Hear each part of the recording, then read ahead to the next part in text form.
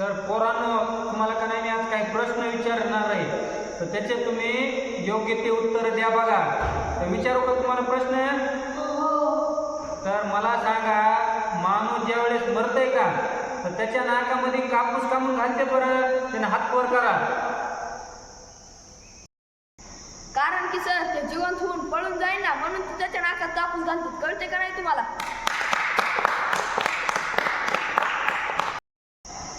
तर माझा दुसरा प्रश्न आहे पोरं, दवाखान्यामध्ये पेशंटला का नाही बेहोश करूनच का म्हणतात ऑपरेशन करते, तर ते सांगा बरं मला.